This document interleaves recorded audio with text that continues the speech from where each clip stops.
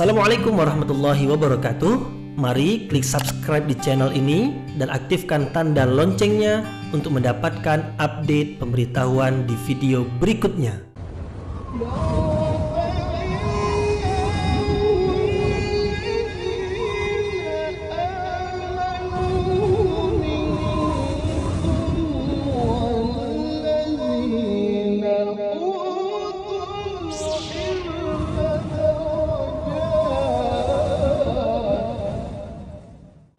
A'udzu billahi minasyaitonir rajim. Bismillahirrahmanirrahim. Assalamualaikum warahmatullahi wabarakatuh. Alhamdulillahirabbil alamin wa bihi nasta'in ala umurid dunya waddin. Nasta'inu wa nastaghfiruh wa na'udzu billahi min shururi anfusina wa min sayyiati a'malina. فمن يهده الله فلا مضل له ومن يضلل فلا هادي له أشهد أن لا إله إلا الله وحده لا شريك له وأشهد أن محمدا عبده ورسوله لا نبي بعده أما بعد. Puji syukur kehadiran Allah Subhanahu wa taala yang masih melimpahkan rahmat dan nikmatnya. Kita bersyukur dengan mengucapkan alhamdulillahirabbil alamin. Kemudian tidak lupa pula bersalawat kepada Rasulullah dengan ucapan Allahumma salli ala Sayyidina Muhammad wa ala ali Sayyidina Muhammad, dan bersalam kepada Rasulullah dengan ucapan Assalamu alayka ya Rasulullah. Alhamdulillah kita dapat kembali meneruskan pengajian tafsir ayat-ayat suci Al-Quran yang insyaallah kita akan teruskan kepada ayat yang ke-79, 80, 81 dan 82 dari suratul Kahfi. Surah Al-Kahfi dari ayat 79 hingga 82, yaitu masih lagi menerangkan tentang kisah Nabi Musa bertemu Khidir. Nabi Musa melakukan perjalanan untuk bertemu dengan Khidir, tujuannya untuk menuntut ilmu dari Khidir. Karena Allah memerintahkan Nabi Musa untuk belajar kepada Khidir yang ilmunya lebih banyak dari ilmu Nabi Musa, yaitu yang tidak diketahui oleh Nabi Musa diketahui oleh Khidir, dan jarang yang memiliki ilmu seperti yang diberikan kepada Khidir, karena ilmu tersebut adalah ilmu yang sangat dalam sekali, karena biasanya tak tercapai melalui panca indera yang dimiliki oleh manusia, tetapi dapat mencapai ilmu tersebut apabila Allah memberikan ilham, yaitu memberikan penjelasan dari sisinya, sehingga seseorang itu mengetahui apa yang tidak diketahui oleh manusia yang biasa. Nah, dalam 3 pertemuan sebelum ini, dan ini adalah pertemuan yang keempat tentang ayat-ayat yang berkaitan dengan kisah Nabi Musa bertemu dengan Khidir. Ini adalah pertemuan yang menerangkan tentang penjelasan mengapa Khidir melakukan 3 perbuatan yang disebutkan dalam ayat sebelum ini, yang ditanya oleh Nabi Musa alaihissalam mengapa Khidir melakukannya. Padahal Khidir ketika bertemu dengan Nabi Musa telah menetapkan syarat apabila Nabi Musa mau juga ingin menuntut ilmu dengannya, maka Nabi Musa tidak boleh bertanya, yaitu apa saja yang dilakukan oleh Khidir, lihat saja dan jangan bertanya. Tetapi Nabi Musa tak mampu menahan diri dari tidak bertanya juga, yaitu ketika Khidir melubangi kapal, maka Nabi Musa bertanya mengapa kapal dilubangi. Karena bila kapal dilubangi kemudian air masuk ke dalam kapal, bisa menenggelamkan kapal, menenggelamkan penumpang yang ada dalam kapal. Itu adalah perbuatan yang tidak baik. Nabi Musa bertanya. Nah, Khidir mengatakan, nah wahai Musa, kamu sudah melanggar syarat yang telah kutetapkan, yaitu, dan kamu sudah menyepakatinya, yaitu jangan bertanya kalau melihat atau menyaksikan sesuatu yang aku lakukan. Maka Nabi Musa alaihi salam meminta kepada Khidir supaya dibenarkan untuk terus bersama Khidir dalam perjalanan menuntut ilmu. Nah, Nabi Musa alaihissalam diberi oleh Khidir peluang untuk bersama dengannya. Maka mereka pun berjalan sampai di satu tempat. Khidir melihat ada seorang anak kecil, masih kecil, belum dewasa lagi. Tiba-tiba Khidir membunuh anak kecil tersebut. Maka Nabi Musa tak dapat menerima kejadian itu. Maka Nabi Musa bertanya kepada Khidir, mengapa membunuh anak kecil yang masih kecil, yang tidak berdosa, yang masih bersih suci? Nah, sudah 2 kali Nabi Musa alaihissalam bertanya. Maka Khidir mengatakan, wahai Musa, kamu tidak dapat sabar dalam menuntut ilmu bersama denganku, yaitu syarat yang engkau sepakati bahwasanya mesti menahan diri, engkau tidak mampu untuk menahan diri.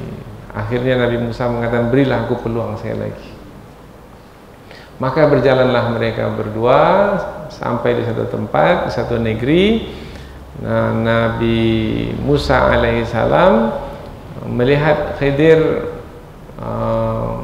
menegakkan dinding yang hampir roboh. Nah, Nabi Musa ikut membantu ya.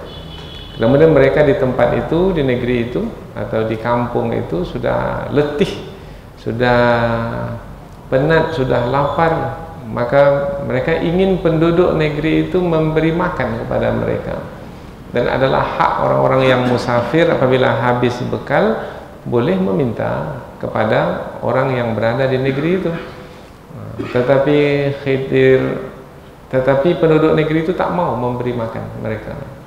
Nah, kemudian mereka pula telah bekerja, yaitu menegakkan dinding yang hampir roboh di negeri itu, yang itu adalah perbuatan yang ada ganjarannya, ada upahnya.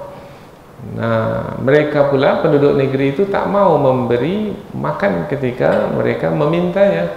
Maka boleh sebenarnya Khidir meminta penduduk negeri itu untuk memberikan upah dari pekerjaan mereka. Maka Nabi Musa melihat apabila Khidir menahan diri untuk tidak meminta upah, itu adalah tak baik, karena tak ada makanan bisa membawa kepada kematian nantinya. Maka Nabi Musa bertanya untuk kali yang ketiga, wahai Khidir, mengapa kamu tak mau minta upah kepada penduduk negeri itu? Kan sudah bekerja. Maka Khidir mengatakan, inilah dia masa kita tak boleh lagi melanjutkan perjalanan bersama. Inilah waktu perpisahan antara aku dengan kamu, wahai Musa. Nah, sampai disitulah kisah Nabi Musa dan Khidir. Tapi belum diterangkan lagi tentang apa penjelasan di sebalik 3 perbuatan Khidir itu. Nah, pertemuan kita pada kali inilah yang menerangkan tentang penjelasan perbuatan Khidir yang sepintas selalu adalah buruk dan memang semestinya diingkari. Nah, dan apabila Nabi Musa mengingkarinya, tidaklah salah sebenarnya, karena menanyakan mengapa lubang kapal, apa salahnya? Mengapa membunuh anak yang kecil, apa salahnya? Mengapa tidak mau meminta upah, apa salahnya? Tetapi menjadi salah karena tidak menepati syarat, yaitu tidak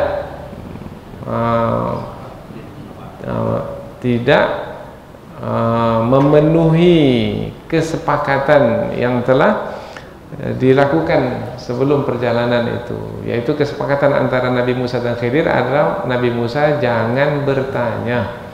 Nah, tapi Nabi Musa tak mampu menahan diri untuk tidak bertanya, karena yang disaksikan itu adalah perbuatan yang tidak baik. Nah, jadi banyak pelajaran, nanti kita akan coba menyebutkannya beberapa pelajaran dari kisah Nabi Musa bertemu dengan Khidir dengan tujuan menuntut ilmu dari Khidir yang bisa kita jadikan sebagai bimbingan atau pedoman untuk kita menjalani hidup ini. Jadi kisah di dalam Al-Quran itu isinya pelajaran banyak sekali yang berharga untuk kita. Insya Allah nanti kita akan coba menyebut beberapa pelajaran dari kisah Nabi Musa bertemu dengan Khidir. Ini sebagai muqaddimah dari 4 ayat yang akan kita pelajari, yaitu pertemuan yang keempat dari 4 pertemuan tentang kisah Nabi Musa dan Khidir yang terdapat di dalam surah Al-Kahfi. Sebagaimana biasa, kita akan membaca ayat-ayat yang akan kita pelajari, kemudian kita terjemahkan secara harfiah kata per kata, kemudian kita sampaikan tafsir secara ringkas. Barulah selepas itu kita akan bahaskan penjelasannya dengan lebih terperinci melalui tafsir. Allah Subhanahu wa taala berfirman, A'udzu billahi minasyaitonir rajim. Bismillahirrahmanirrahim. Ammas safinatu fakanat limasakina ya'maluna fil bahr fa'aradtu an a'ibaha wa kana wara'ahum malikun ya'khudhu kulla safinatin ghasba wa ammal ghulamu fakana abawahu mu'minaini fakhashina an yurhiqahuma tughyanan wa kufra فأردنا أن يبدلهما ربهما خيرا منه زكاة وأقرب رحما وأما الجدار فكان لغلامين يتيمين في المدينة وكان تحته كنز لهما وكان أبوهما صالحا فأراد ربك أن يبلغا أشدهما ويستخرجا كنزهما رحمة من ربك وما فعلته عن أمري ذلك تأويل ما لم تستطع عليه صبرا. Allah Subhanahu wa taala berfirman, amma adapun as-safinatu, kapal itu, maknanya kapal yang dilubangi itu, fakanat adalah kapal itu limasakina, bagi atau milik atau kepunyaan orang-orang miskin, ya'maluna, yang mereka itu bekerja fil bahri, di laut, bekerja di laut bermakna mereka sebagai nelayan. Fa'aradtu, maka aku berkeinginan an aibaha, untuk merusaknya, merusak kapal itu, yaitu dengan cara melubangnya. Wa kana, dan adalah wara'ahum, di hadapan mereka, malikun, ada seorang raja, ya'khudhu, mengambil, kulla safinatin, tiap-tiap kapal, ghasba, sebagai merampasnya, yaitu dengan merampasnya. Atau boleh juga kita susun kata ya'khudhu itu diganti aja langsung dengan kata ghasba, merampas, tak perlu lagi menggunakan kata mengambil, karena merampas itu adalah mengambil dengan paksa. Nah, baik, kita baca dari awal. Adapun kapal itu adalah milik orang-orang miskin yang bekerja di laut, lalu aku berkehendak atau berkeinginan untuk merusaknya, disebabkan karena ada di hadapan mereka seorang raja yang merampas setiap kapal, maknanya setiap kapal yang masih baik. Nah, kalau kapal itu sudah dirusak, sudah berlubang, raja itu tak mau mengambilnya. Oh, jadi mengapa Khidir itu melubang kapal? Supaya kapal itu tidak diambil oleh raja yang zalim, yang raja itu kerjanya merampas kapal orang saja. Kalau kapal itu baik, bagus, tapi kalau kapal itu sudah berlubang, lalu aja lah kapal. Saya tak berminat. Akhirnya selamatlah dari perbuatan raja yang zalim yang mengambil setiap kapal yang baik. Baik, ini kita berikan langsung penjelasan ini sehingga dari terjemahan ini langsung kita bisa paham apa yang dimaksudkan oleh ayat. Wa amma, dan adapun al-ghulamu, anak kecil itu, yaitu yang dibunuh oleh Khidir itu, fakana, maka adalah abawahu, kedua orang tuanya, mu'minaini, beriman. Oh, jadi ayah ibunya beriman kepada Allah.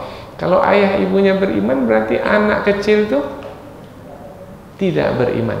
Maka dalam tafsir disebutkan anak kecil itu kalau dia dewasa dibiarkan terus, tidak dibunuh, nanti apabila dia dewasa dia kafir. Nah, lanjutan ayat, fakhashina, maka kami takut ayyurhiqahuma, anak kecil itu kalau sudah dewasa nanti memaksa kedua orang tuanya tughyanan, kepada kesesatan, wa kufran, dan kepada kekafiran.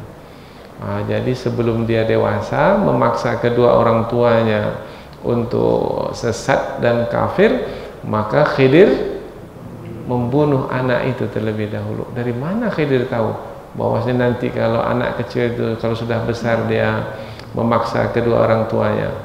Itu ilham dari Allah. Nah, tapi nanti kita akan bahas juga dalam tafsir, bukan ilham tetapi wahyu dari Allah.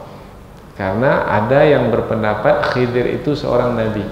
Nah, kalau berpendapat Khidir itu seorang nabi, bermakna Khidir itu menerima wahyu. Tetapi apabila memahami Khidir itu manusia biasa, bukan nabi, maka yang diterima itu adalah ilham.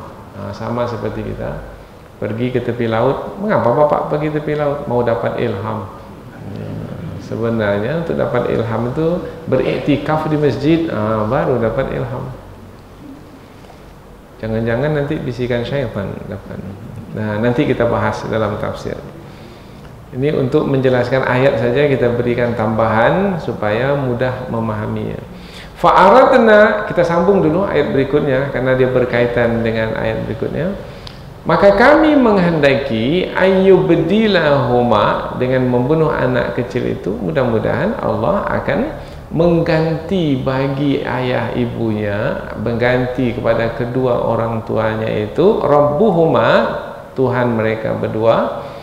Mudah-mudahan Tuhan mereka berdua, yaitu Allah Subhanahu wa taala, akan mengganti bagi mereka berdua khairan, yaitu seorang anak, minhu, lebih baik dari yang dibunuh itu, zakatan, lebih baik dari sisi kesuciannya, wa aqrabu rahman, dan lebih dekat kepada kasih sayang kepada kedua orang tuanya. Jadi anak yang sebelumnya yang dibunuh itu memaksa kedua orang tuanya untuk melakukan kesesatan dan memilih kekufuran. Maka Nabi atau Khidir membunuh anak kecil itu. Mana yang lebih banyak pendapat ulama tafsir? Khidir itu nabi atau hamba yang soleh? Bukan nabi. Kebanyakan ulama tafsir mengatakan hamba yang soleh, bukan nabi. Hanya saja memiliki ilmu yang khusus yang tidak diberikan kepada Nabi Musa alaihissalam, meskipun Nabi Musa seorang nabi, seorang rasul. Kita baca dari awal. Dan adapun anak kecil itu adalah kedua orang tuanya beriman kepada Allah Subhanahu wa taala, lalu kami khawatir anak kecil itu akan memaksa kedua orang tuanya kepada kesesatan dan kepada kekafiran. Maka kami menghendaki, maka kami menginginkan Allah Subhanahu wa taala mengganti bagi mereka berdua. Maka kami menginginkan atau mengharapkan, boleh juga, Tuhan mereka berdua, yaitu Tuhan ayah ibu atau orang tua dari anak yang dibunuh itu, Tuhan ayah ibu itu karena mereka beriman adalah siapa yang dimasukkan? Allah Subhanahu wa taala ya. Maka boleh juga menggunakan perkataan Allah langsung supaya jelas. Maka kami mengharapkan Allah Subhanahu wa taala mengganti bagi mereka berdua seorang anak yang lebih baik dari anak yang dibunuh itu, lebih baik dari sisi kesuciannya dan lebih dekat dalam kasih sayang kepada keduanya. Baik, ayat terakhir. Wa ammal jidar, dan adapun dinding itu, yaitu dinding yang hampir roboh yang ditegakkan itu, fakana, maka adalah li ghulamaini, milik dua anak kecil, yatimaini, yatim. Kalau disebut anak yatim bermakna orang tuanya telah meninggal dunia. Fil madinati, di negeri atau di negeri itu, di kampung itu, tapi tak disebutkan namanya, tapi di sebuah negeri. Wakana, dan adalah tahtahu, di bawah dinding yang hampir roboh itu, kanzun, harta benda, kekayaan, lahuma, bagi mereka berdua, bagi kedua anak yatim itu. Wakana, dan adalah abuhuma, bapak mereka berdua, salihan, seorang yang soleh, tapi dah meninggal. Kan tadi disebut anak yatim, berarti bapaknya sudah meninggal, tapi dulu ketika bapaknya hidup, bapaknya itu adalah seorang yang soleh. Fa'arada rabbuka, dan Tuhanmu menghendaki ayyablugha, supaya sampai usia kedua anak itu ashuddahuma, dewasa. Wa yastakhrija, dan kedua anak yatim itu mengeluarkan kanzahuma, harta benda yang tersimpan itu, rahmatan, sebagai rahmat, mir rabbika, dari Tuhanmu. Ini penjelasan Khidir kepada Nabi Musa alaihi salam. Wahai Musa, wa ma fa'altuhu, dan tidaklah aku melakukannya, an amri, dari keinginanku sendiri. Jadi aku melubang kapal itu bukan karena keinginanku. Aku membunuh anak kecil itu bukan karena keinginanku. Dan aku tidak meminta upah itu bukan dari keinginanku. Itu semua adalah perintah Allah. Oh, bermakna Khidir itu mendapatkan ilham dari Allah. Ujung ayat penutup, zalika, itulah dia, ta'wilu, ta'wil boleh diartikan penjelasan. Ada juga yang menerjemahkan tujuan. Nah, itulah tujuannya. Mengapa aku melakukan 3 perbuatan yang kamu tanyakan itu, wahai Musa. Malam, yaitu perbuatan apa-apa yang kamu tidak tasti', mampu, alaihi, ke atasnya, sabra, sabar. Nah, yang kamu tak mampu sabar ke atasnya, sehingga kamu, wahai Musa, bertanya, mengapa lubangi kapal? Apalagi yang kedua? Mengapa bunuh anak kecil? Apalagi yang ketiga? Mengapa tak minta upah? Dengan demikian selesai sudah kisah Nabi Musa dan Khidir yang ada di surah Al-Kahfi ini. Telah tahu kisah ini, sampaikanlah kisah ini nanti ke anak, ke cucu, tapi dengan bahasa kita sendirilah. Boleh juga dudukkan anak-anak, cucu-cucu itu, maka sampaikan pula seperti pengajian tafsir ini. Sampaikan kepada anak sehingga mereka mendapatkan pelajaran yang berharga dari kisah ini. Dan adapun dinding itu adalah milik 2 orang anak yatim di negeri itu, dan adalah di bawahnya harta simpanan bagi mereka berdua, dan adalah ayah mereka berdua seorang yang saleh. Maka Tuhanmu menghendaki supaya kedua anak yatim itu sampai ke usia dewasa mereka, dan mereka mengeluarkan simpanan mereka berdua itu sebagai rahmat dari Allah Subhanahu wa taala, Tuhanmu, wahai Musa. Dan tidaklah aku melakukannya kecuali, dan tidaklah aku melakukannya dari diriku sendiri. Itulah dia tujuan, itulah dia penjelasan yang merupakan tujuan dari perbuatan yang kulakukan yang kamu tak mampu sabar terhadapnya.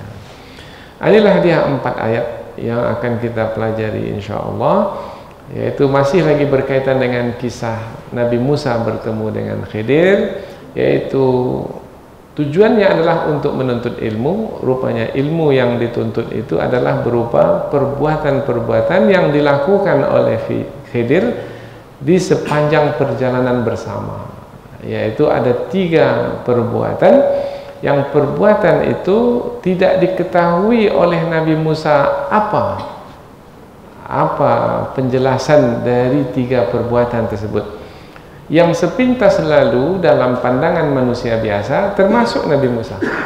Dalam pandangan biasa bahwasanya 3 perbuatan itu adalah perbuatan yang buruk, yang tidak sepatutnya dilakukan oleh seorang yang beriman kepada Allah dan yang berilmu, seperti Khidir.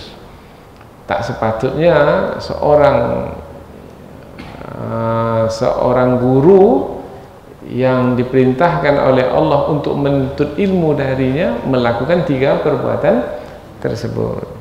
Tetapi rupanya ada penjelasan di sebalik perbuatan-perbuatan yang dilakukan oleh Khidir itu yang tidak diketahui oleh Nabi Musa. Nah, Allah Subhanahu wa taala melalui 4 ayat ini menjelaskan tentang apa sebenarnya di sebalik 3 perbuatan yang dilakukan oleh Khidir. Nah, melalui penjelasan Khidir kepada Nabi Musa mengapa melakukan 3 perbuatan tersebut, maka tahulah Nabi Musa bahwasanya Khidir memang memiliki ilmu lebih luas dari yang ia miliki. Nabi Musa tak tahu mengapa kapal di lubang.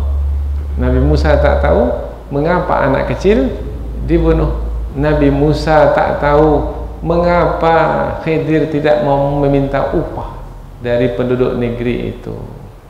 Oh, rupanya Khidir itu mengetahui apa yang tidak diketahui oleh Nabi Musa, karena Khidir itu mengetahui, mendapat pengetahuan dari Allah Subhanahu wa taala sebagai ilmu yang kita sebut sebagai bahagian dari ilmu yang gaib, yaitu yang tidak mampu dicapai oleh panca indera manusia.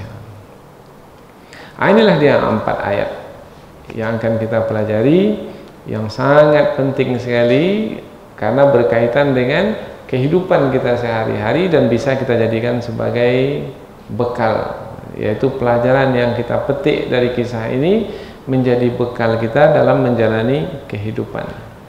Baik, kita mulai tafsir, kemudian setelah itu nanti terakhir sekali kita akan sebutkan beberapa pelajaran dari kisah Nabi Musa bertemu dengan Khidir. Ayat yang ke-79, penjelasan yang pertama tentang perbuatan Khidir melubangi kapal. Adapun kapal adalah kapal yang dimiliki oleh orang-orang miskin yang bekerja di laut.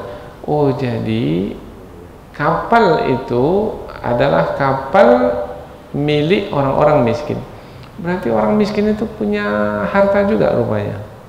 Jangan fahami bahwasanya orang miskin itu tak punya harta. Boleh jadi orang miskin itu punya harta, hanya saja hartanya itu tak cukup untuk menjalankan kehidupannya. Jadi ada yang mengatakan saya miskin, tapi kita lihat rumahnya ada, umpamanya kendaraannya ada, kebunnya juga ada, tapi anaknya 10 umpamanya. Oh, rupanya dia punya banyak tanggungan. Nah, memang ada pendapatan dia, tetapi karena tanggungannya banyak, maka harta yang dia miliki itu tidak cukup untuk memenuhi keperluannya. Maka kalau tak cukup, maka disebut orang itu miskin. Jadi jangan salah faham pula ya. Mengapa pula kapal itu dimiliki oleh orang-orang miskin? Berarti orang miskin itu tak miskin lah, karena dia punya kapal. Nah, karena ada yang salah sekarang ini. Ketika memberikan infak atau zakat kepada orang miskin, jangan kita kasih lagi, nah dia ada Honda, nah, dia ada rumah sendiri, berarti tak miskin lah dia. Maka bukan begitu cara memahami seseorang itu miskin. Nah, lihat seperti apa mereka itu menjalani kehidupan, apakah cukup harta atau pendapatan yang mereka miliki itu untuk menyara kehidupannya dan kehidupan ahli keluarganya.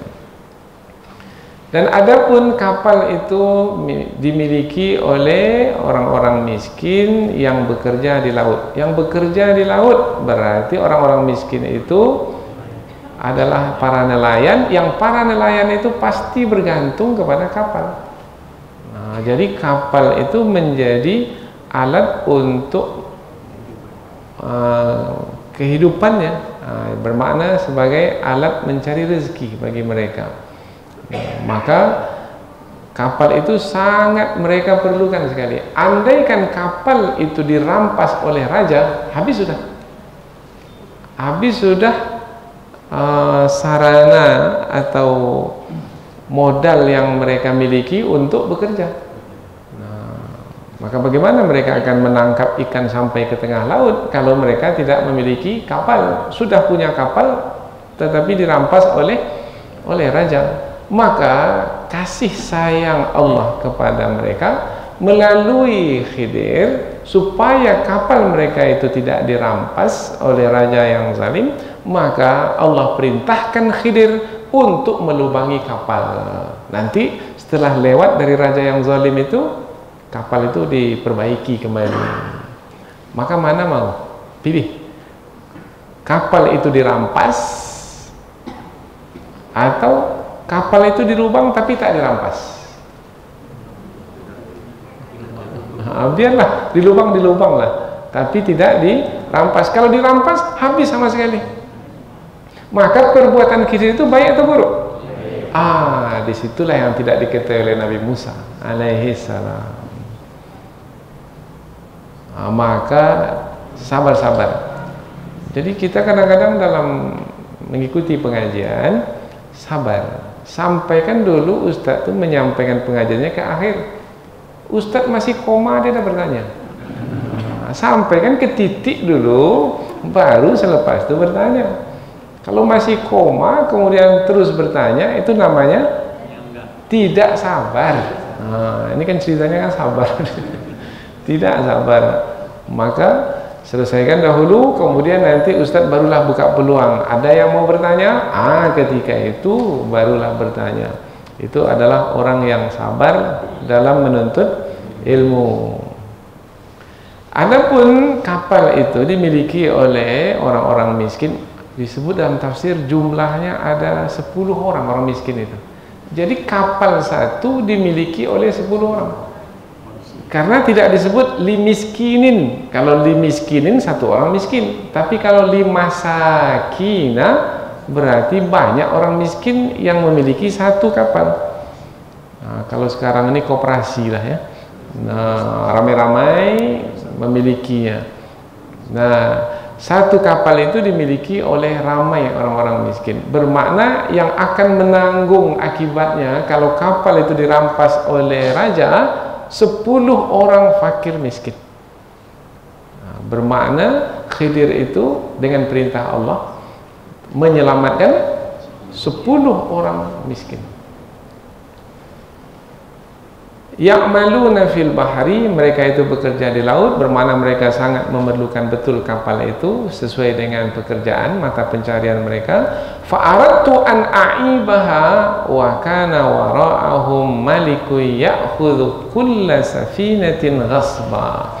Maka aku merusaknya, dan adalah di hadapan mereka seorang raja. Sebenarnya kata wara'ahum itu bukan di hadapan sebenarnya. Kalau belajar bahasa Arab, wara' itu maknanya belakang. Tapi mengapa diterjemahkan dengan depan? Maka sebenarnya mesti difahami. Apabila kapal itu berlayar, maka nanti kapal itu, kan tadi disebut ada raja yang zalim, bermakna raja itu menanti kapal itu di mana? Di tepi pantai. Di tepi pantai mana kapal yang lalu.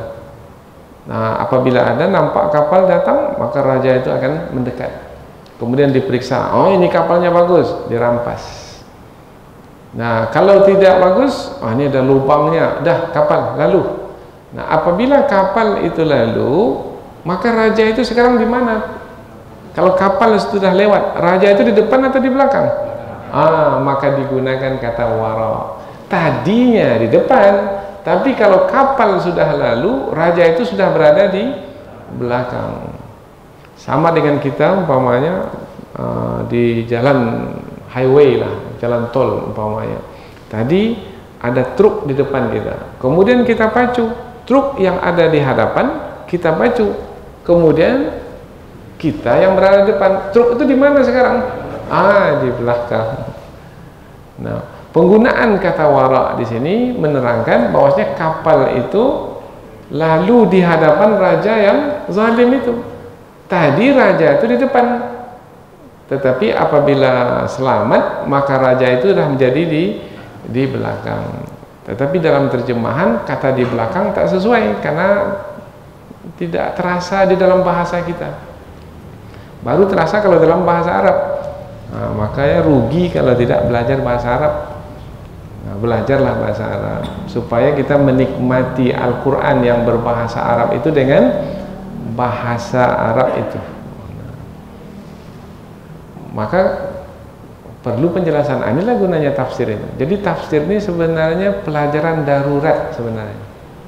Apa mana darurat itu? Karena tak bisa lagi belajar langsung karena tidak menguasai bahasa Arab, akhirnya terpaksalah belajar dengan tidak menggunakan bahasa Arab.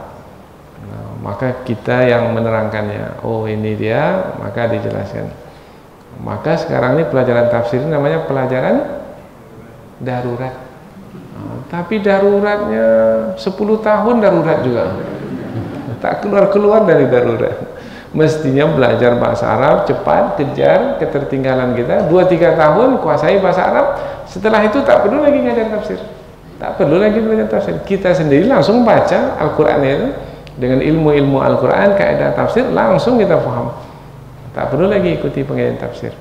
Maka orang yang tidak mengikuti pengajian tafsir itu adalah orang yang bisa faham langsung bahasa Al-Quran. Kita berbaik sangka aja lah. Mana bapak itu sekarang tak ada lagi, oh dia dah pandai bahasa Arab tuh, maka dia tak perlu lagi ikut pengajian tafsir karena dia baca saja Al-Quran yang berbahasa Arab, dia langsung faham. Tak perlu lagi dia belajar bahasa. Mengapa kita belajar tafsir ini? Karena ada kaidah usul fikih, ma la yatimul wajib illa bihi fahuwa wajib. Karena belajar Al-Quran itu adalah wajib, maka yang menghantarkan kita untuk memahami Quran itu hukumnya pun wajib. Karena kita tak pandai bahasa Arab, maka pengajian tafsir yang berbahasa Indonesia itu menjadi wajib bagi kita. Karena kita diperintahkan untuk memahami Al-Quran, bukan hanya sekedar membacanya, memahaminya. Kalau tidak, tak jadi Al-Quran sebagai kitab petunjuk.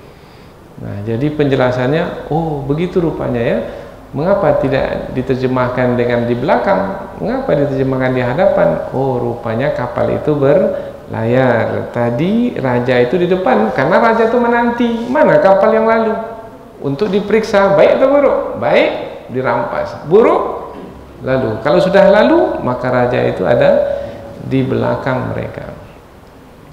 Dan adalah di depan mereka seorang raja yang mengambil atau merampas setiap kapal. Setiap kapal. Berarti raja itu memang kerjanya itu menanti setiap kapal yang lalu. Dan tidak ada satu kapal pun yang lewat tanpa diperiksa oleh raja itu. Oh bermakna raja itu memang zalim lah ya. Biasanya yang merampas-rampas seperti itu digelar apa? Bajak laut. Itu dia bajak laut. Bajak laut. Jadi raja itu pembajak di laut. Dia ada bajak laut, ada pula bajak sawah. Ya, ada dalam perjalanan. Maka apabila kita berada dalam satu perjalanan, maka kita dihalang dalam perjalanan itu. Semua harta yang kita bawa dirampas. Bajak laut.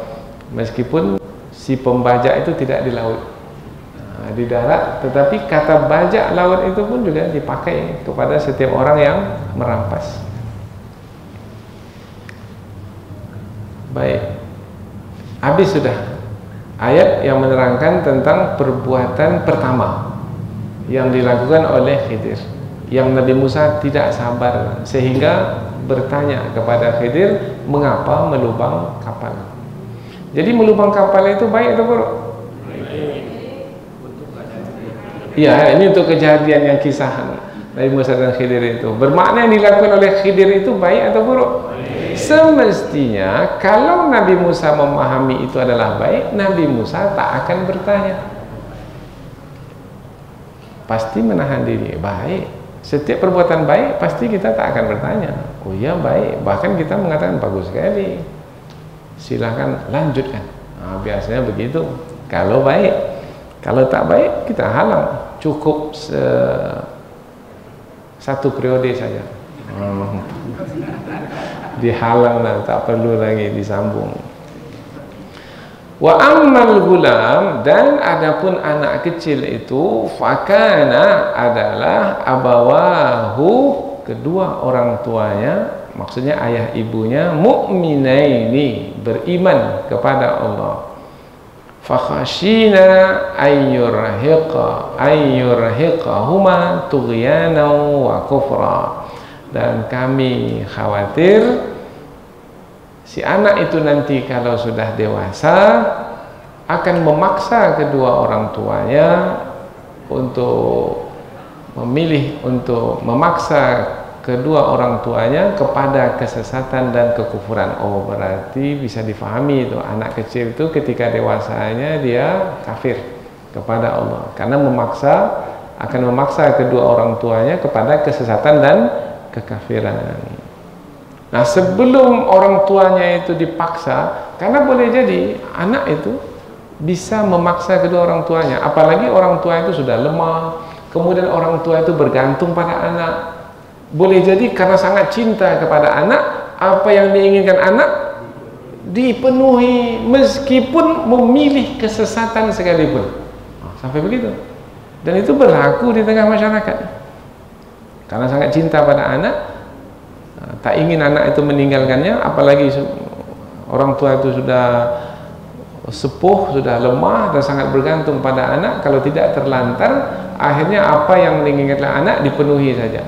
Nah, maka apabila sampai keadaan seperti itu, Nabi Musa tidak mengetahui karena itu masa yang akan datang, tapi Khidir mengetahui karena Allah memberitahukan kepadanya, anak yang seperti itu wahai Khidir bunuh, karena anak seperti itu anak yang buruk, anak tercela, karena nanti akan memurtadkan kedua orang tuanya.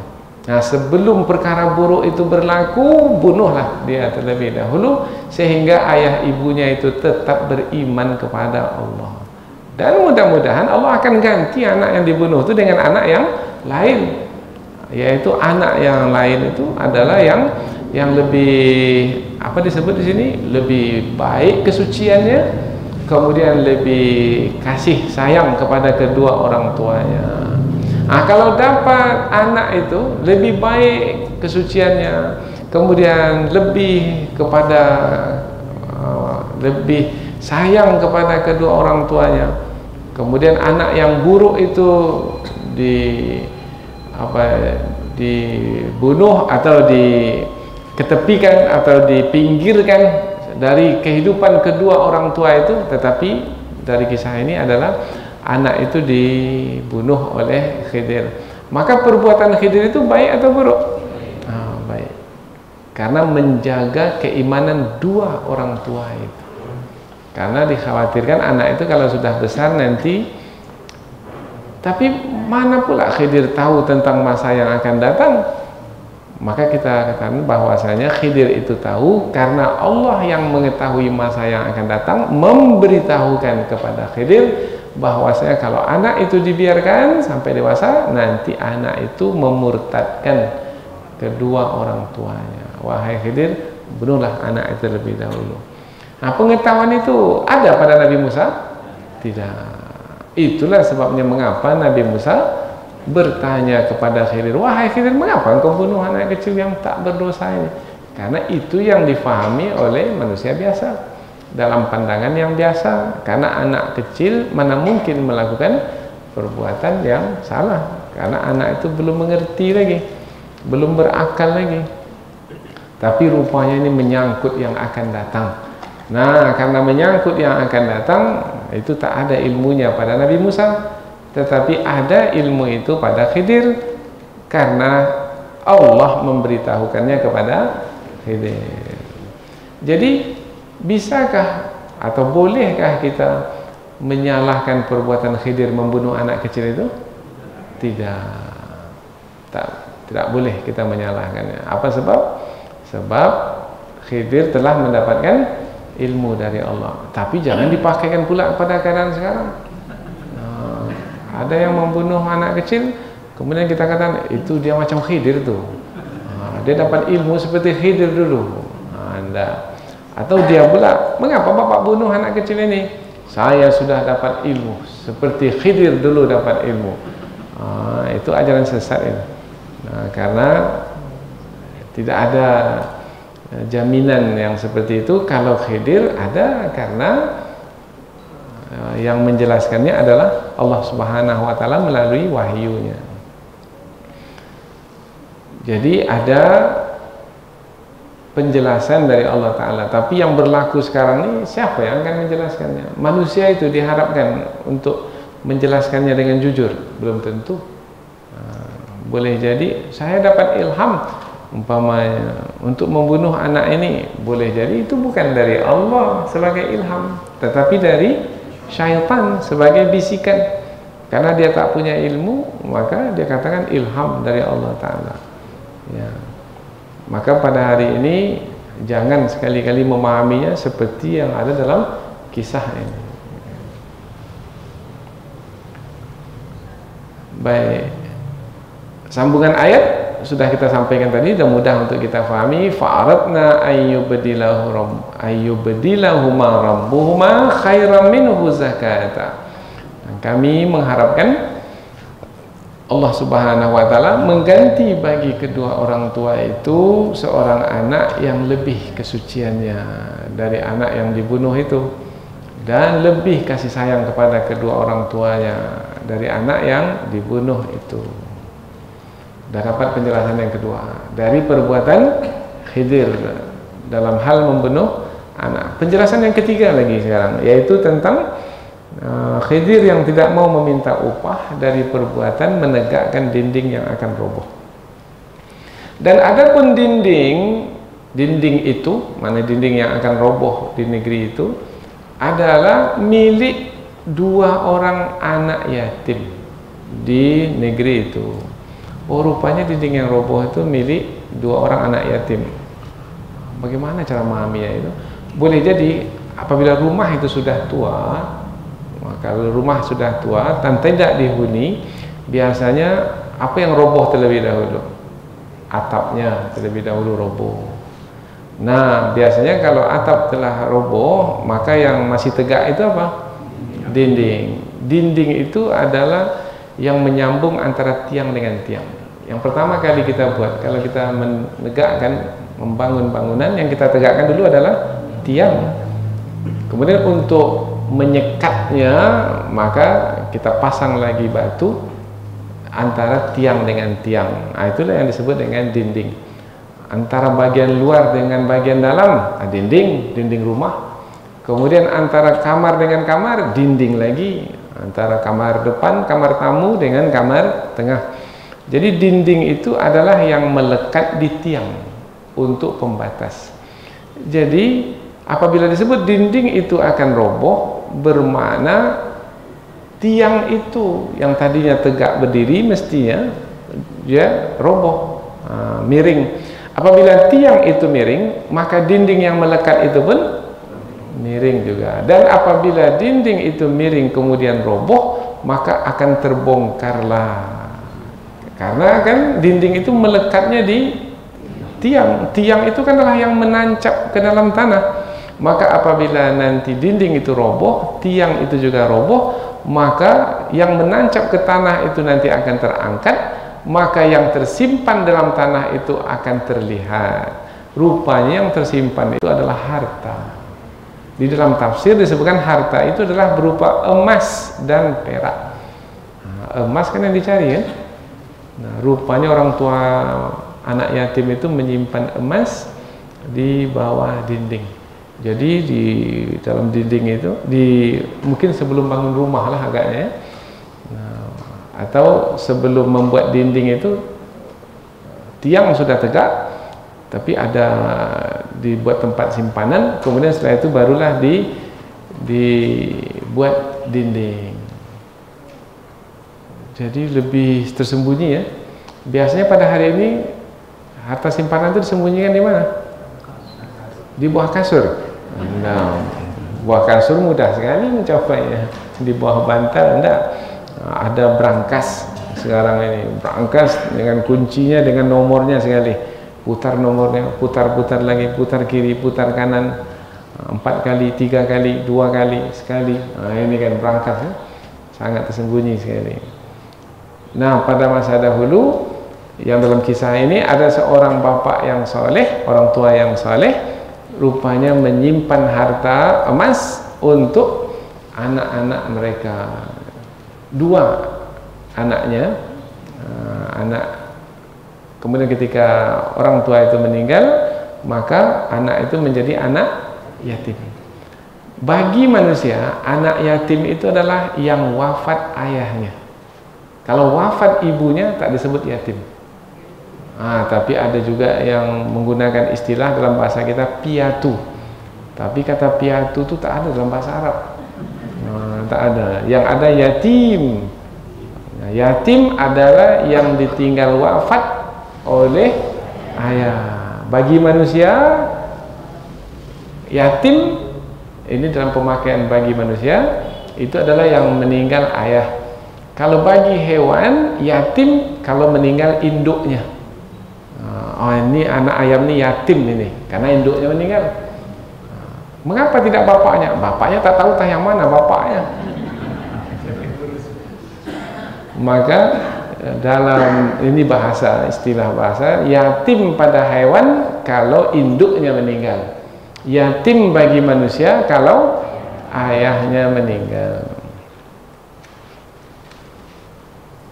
Nah, ini bahasa Arab hebat. Tapi dalam bahasa kita tak dapat kita itu. Mengapa disebut yatim? Karena tidak ada yang menyaranya. Yang menyara hidup manusia bapak. Karena bapak itu yang keluar mencari nafkah. Jadi kalau bapak itu tak keluar mencari nafkah, bapaknya masih hidup, yatim sebenarnya. Meskipun bapaknya belum meninggal dunia. Karena sebenarnya bapak itu adalah yang berkewajiban mencari nafkah, bukan ibu, bukan ibu. Yang mencari nafkah itu bapak. Nah, pada hewan yang mencari nafkah itu siapa? Induknya. Anak ayam turun 10 umpamanya. Nah, induknya lah yang mengoke. Tahu mengoke? Apa namanya itu? Merais. Ya, maka apabila dapat cacing oleh induknya, maka diberikanlah kepada anaknya. Induk yang mencari nafkah untuk anaknya mati induknya, maka anak-anaknya menjadi yatim. Nah, anak itu masih belum mampu mencari sendiri, bisa terlantar. Maka di dalam Islam tidak boleh membiarkan anak yatim, karena bermakna telah menterlantarkan anak yatim itu. Maka dalam Islam, orang yang menterlantarkan anak yatim itu adalah orang yang mendustakan agama. Ara'aital ladzi yukadzibu bid-din fadzalika alladzi yad'ul yatim. Tahu tak kamu siapa itu? orang yang mendustakan agama, dialah orang yang meninggalkan anak yatim. Maka anak yatim itu anak kaum muslimin sebenarnya. Maka alhamdulillah di masjid-masjid itu ada tabungan khusus anak yatim. Tabungan anak yatim, tabungan masjid. Kadang-kadang lebih banyak tabungan anak yatim dari tabungan masjid. Jadi tengok masjid dah bagus, akhirnya ada 2 tabung, uang dimasukkan ke anak yatim. Akhirnya anak yatim banyak dapat. Setiap 3 bulan dapat, setiap 3 bulan dapat. Sementara ada yang lain keluarga itu bapaknya ada, tapi tak dapat seperti anak yatim dapat. Sehingga ada pula anak itu lebih bagus saya jadi anak yatim aja lah. Ada yang seperti itu. Padahal sebenarnya uang itu tidak dapat menggantikan ayah yang masih hidup, karena uang tidaklah seperti ayah yang ada yang bisa memberi kasih sayang. Tapi mengapa anak itu bisa mengatakan seperti itu? Karena ada bapaknya tidak memberikan kasih sayang kepadanya. Kasih sayang tidak, uang belanja pun tidak. Dua-dua tidak. Maka anak itu betul-betul yatim. Ingin dapatkan bantuan dari masjid tak pula boleh, karena ayahnya masih hidup. Ini ada kisah seperti ini di tengah masyarakat ya. Ini menyedihkan. Baik, itu cerita lain lah. Kita kembali ke ayat Al-Quran ini. Yaitu tentang anak yatim, 2 orang anak yatim di negeri itu, di kampung itu, fil Madinati. Di sini ada kata Madinah. Biasanya kata Madinah dalam bahasa Arab diterjemahkan dengan kota. Tapi sebelum ini, ketika Nabi Musa dengan Khidir itu pergi ke satu negeri, kata negeri di dalam ayat sebelum ini, coba kita lihat mana dia. Ayat 77. Fantalaqa hatta idza ataya ahla qaryatin. Qaryah. Biasa qaryah diterjemahkan kalau kita belajar bahasa Arab dengan desa, kampung. Tapi ini tempat yang sama tapi digunakan kata Madinah. Oh, berarti boleh jadi pemakaian kepada satu negeri itu dengan menggunakan kata qaryah, kampung, boleh juga dengan menggunakan kata Madinah. Umpamanya kota Mekah. Dalam Al-Quran kota Mekah itu disebut Ummul Qura, yaitu ibu kepada kampung-kampung atau desa-desa. Tetapi kota Mekah itu ramai sekarang ya, maka boleh menggunakan kata Madinah. Jadi bisa dipakai kata qaryah, bisa juga dipakai kata Madinah kepada satu negeri yang orangnya sudah ramai berada di situ. Wa kana tahtahu kanzuhuma, wa kana tahtahu kanzul lahuma, wa kana abuhuma salihan fa'arada rabbuka an yablugha ashuddahuma wa yastakhrija kanzahuma rahmatan min rabbik. Baik, ada kata rahmatan min rabbik. Dan adalah di bawah dinding yang akan roboh itu ada harta simpanan bagi kedua anak yatim itu, dan adalah ayah kedua anak yatim itu seorang yang saleh.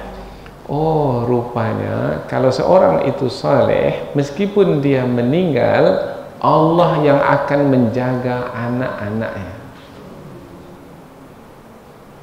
Karena sebenarnya yang menjaga manusia itu adalah Allah Ta'ala.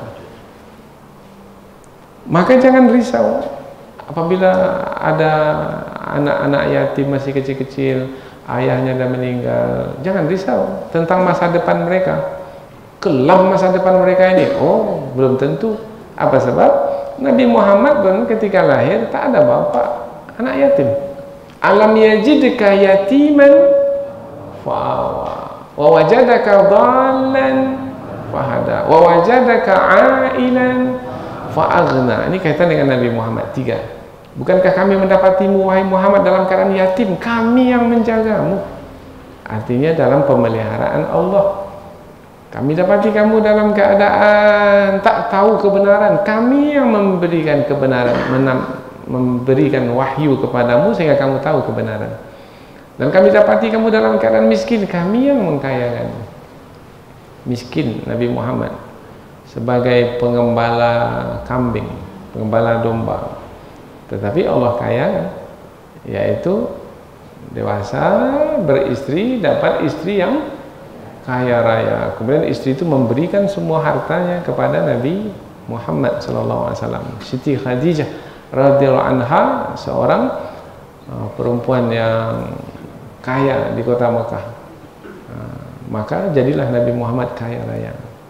Jadi mudah sekali bagi Allah untuk mengkayakan seseorang. Jadi jangan risau dengan keadaan yang dilalui, karena seperti apapun keadaan, seberat apapun keadaan yang kita lalui, apabila Allah menghendaki kebaikan dalam keadaan tersebut, maka semuanya berubah menjadi menyenangkan, menjadi nikmat, membahagiakan, dan tidak ada kesusahan apabila bersama dengan Allah Subhanahu wa taala.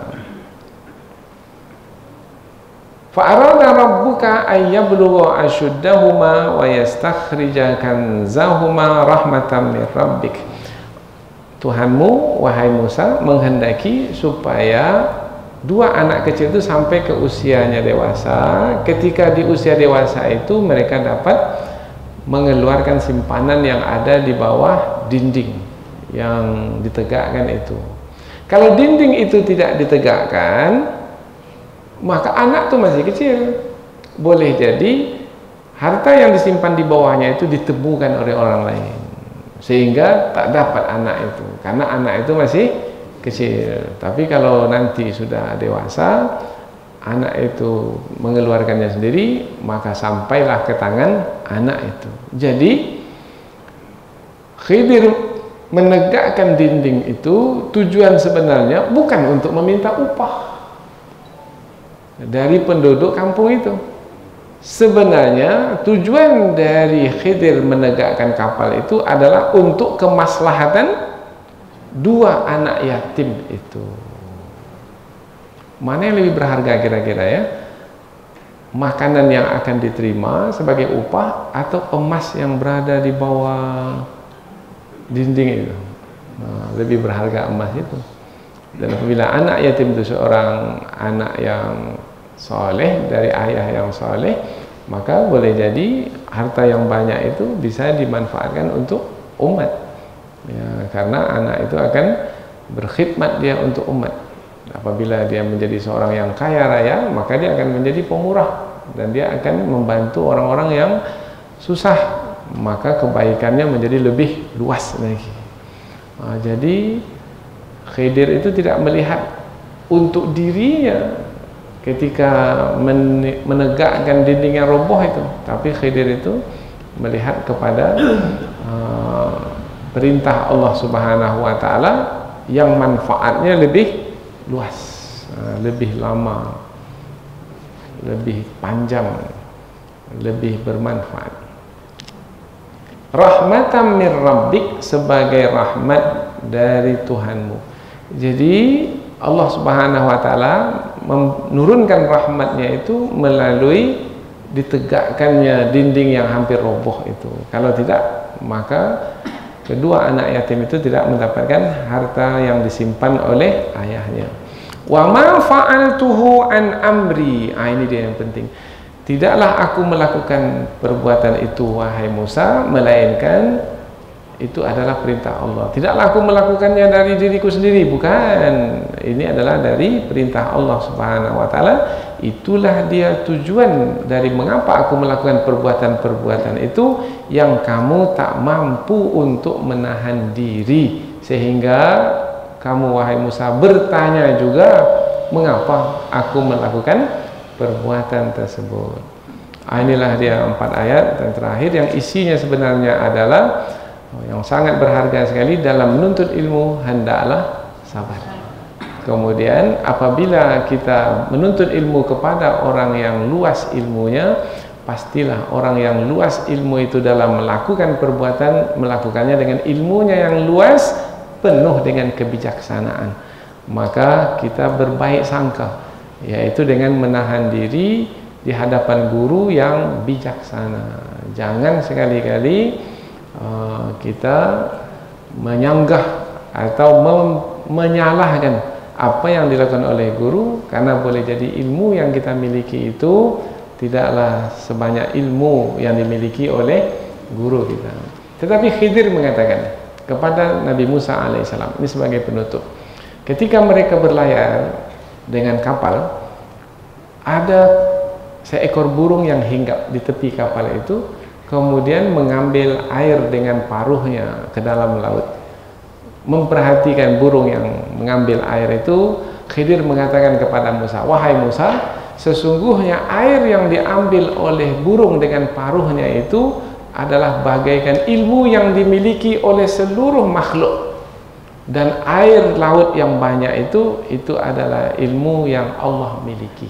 Jadi bandingan ilmu yang dimiliki oleh seluruh makhluk, termasuk kalau dikumpulkan ilmuku dan ilmumu wahai Musa, dan ilmu siapa saja yang ada di muka bumi ini, dibandingkan dengan ilmu Allah, tak seberapa. Perbandingannya adalah seperti air yang terambil oleh burung itu dengan paruhnya. Waktu mungkin tidak mencukupi untuk menjelaskan lebih lanjut, tapi insya Allah kita akan coba membahaskannya pada kesempatan yang lain. Subhanakallahumma wa bihamdika asyhadu an la ilaha illa anta wa astaghfiruka wa atubu ilaik. Wassalamualaikum warahmatullahi wabarakatuh.